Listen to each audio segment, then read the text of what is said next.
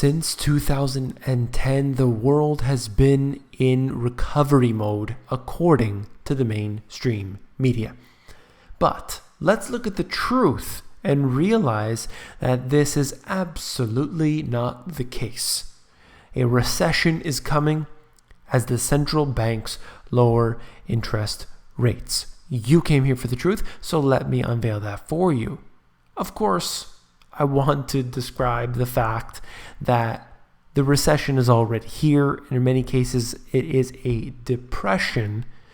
What we're talking about is mainstream media and governments finally admitting that. Let's look at this article first.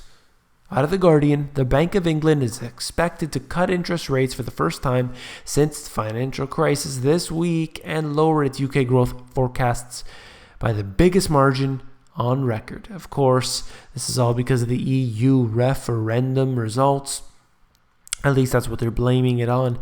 And they are not the first ones to decrease interest rates. This just happens to be, something of recent note. I've covered the Brexit issue.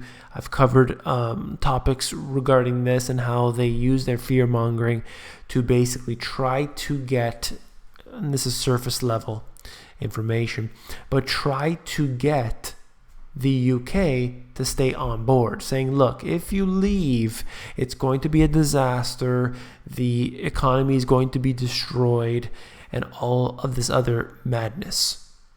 Well, switching gears to this, not the only country, as I've said, you can see homeowners to benefit from the cheapest ever mortgages as interest rates are slashed to boost millions of borrowers.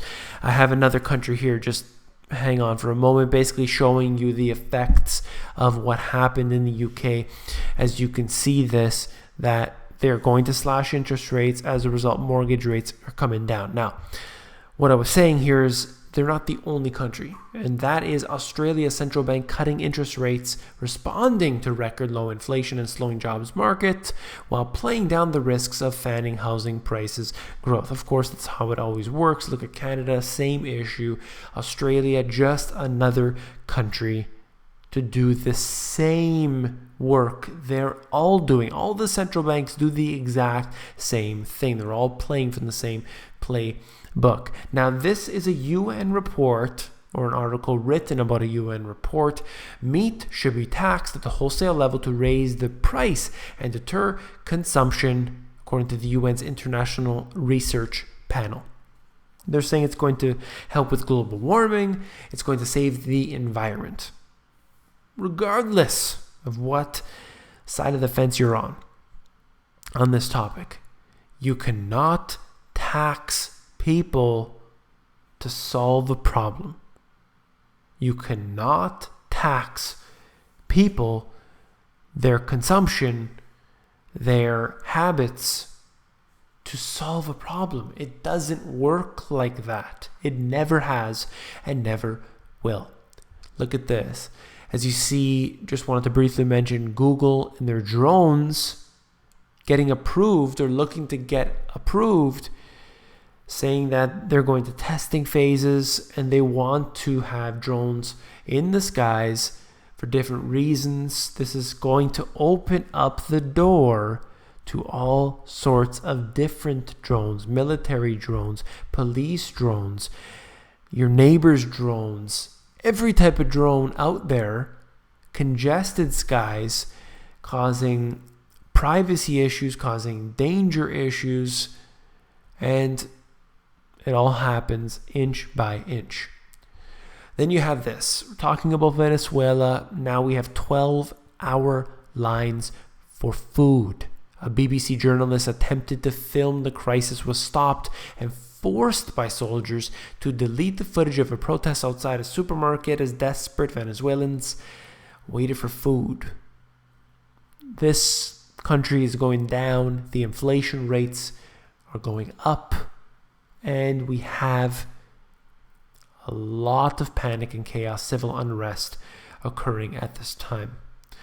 This is another one that I wanted to mention here, as you have Bitcoin Many people are very big on Bitcoin, and I do see potential in Bitcoin, but this is the type of thing that I fear, and I believe that it is important to discuss, but not necessarily to just say it's no good. We have to be open-minded, and I think somewhere down the road, this could be viable as a method of transaction. I think that's where it really shines personally, not in a store of wealth. My opinion is that in order to do transaction between two parties, Bitcoin may be a good option. Maybe a good option because the transaction costs are low or negligible in many cases. That's what I'll say. But look at this. Bitcoin plunged after one of the largest exchanges halted trading because hackers stole about $65 million of the digital currency. Not the first time something like this has happened. Perhaps not the last time. And this type of activity seems to really deter a lot of people from getting into it. And of course, it is getting more and more difficult to mine the Bitcoin, causing you to actually buy hardware in order to do this. And, these things are just adding up, and other people will see this as an opportunity. So anyway, just wanted to mention that. If you found this video informative, please give me a thumbs up. Last but not least, if you found the video informative, I know you'll find my book, The Money GPS, even more informative. If you want to look through it, head over to Amazon. They have a look inside feature, which will allow you to flip through the pages of the book and see if you like it. Take care. For those faithful subscribers who have stuck around, just wanted to mention the fact that I'm still working on the book. I'm still working on a few other things that I need to take care of. It is progressing, definitely almost complete. And the audiobook, many people contacted me through the comments on the previous video and through email as well, basically saying, I want to get the Money GPS in audiobook. So that will be something that I will work on, but I'll have to, of course, finish the other book first. So let's look at that in the near future. It shouldn't take me too long, but we'll see how that all goes. It always seems to take longer than expected, just like these videos when I plan on doing a 3-minute video and it ends up being probably about 10 minutes. Anyway, that's it. Take care.